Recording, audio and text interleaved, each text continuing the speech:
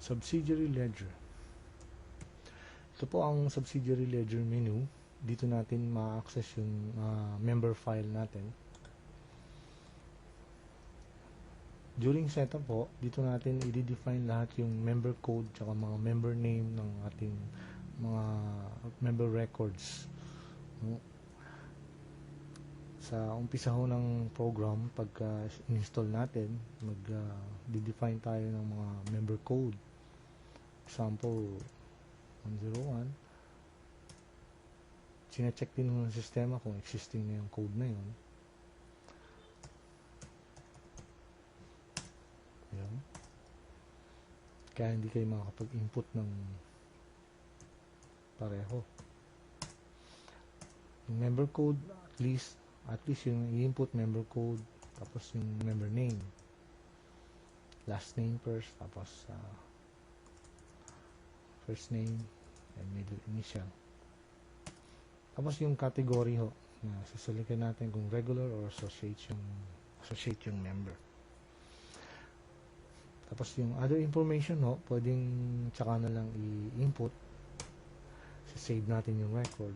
Yan. Tapos yung mga ibang informasyon na isi-set up ho natin yun sa setup menu. Meron ho tayong isi-set up na area file. Yan. Kaya user definable po ito. Flexible yung sistema. Meron ding pagsiset up ng member types. Occupation file. Pwede rin natin mag-define tayo ng mga code sa occupation. Income level. Sa credit line.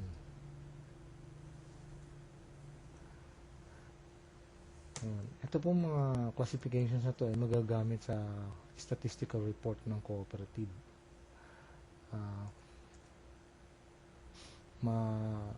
Kung malaman nyo, ang CDA ay meron pong requirement sa mga co-op na mag-submit ng statistical report.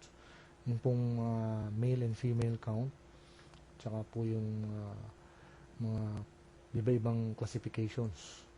Kagaya ho ng narito, yung area, by member type, by occupation, income level, credit line. At dito rin ho sa subsidiary ledger, i-define natin yung subsidiary ledger account.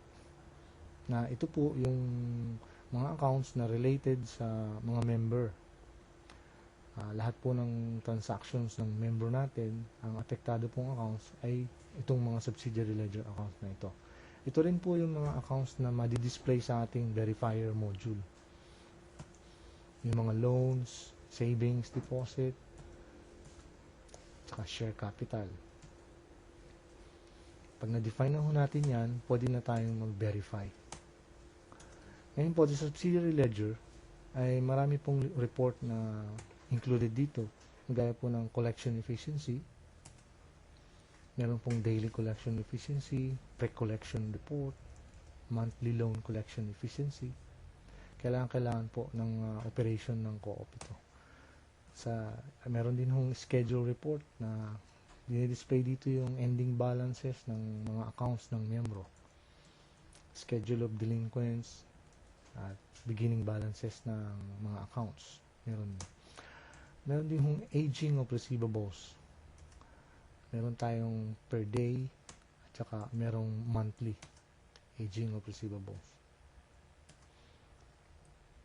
Ito po ang sample ng aging of receivables natin.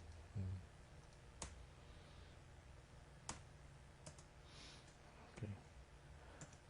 At meron din hong member master list kung gusto nyo mag-generate ng listing ng member, kung regular loan, kung regular associate or per collector or close accounts, pwede nating ma-generate.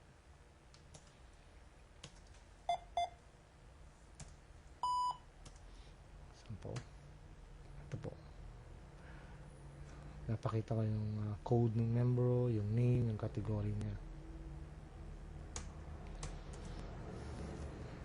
Meron din pong accounts receivable analysis na dito pinapakita yung analysis ng loan, yung arrears niya, yung breakdown niya sa aging, saka yung summary.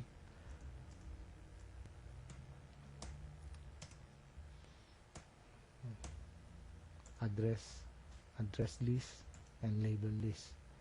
So, ito po yung maraming mga reports na included dito sa subsidiary ledger. So, ito yung mga functions ng subsidiary ledger.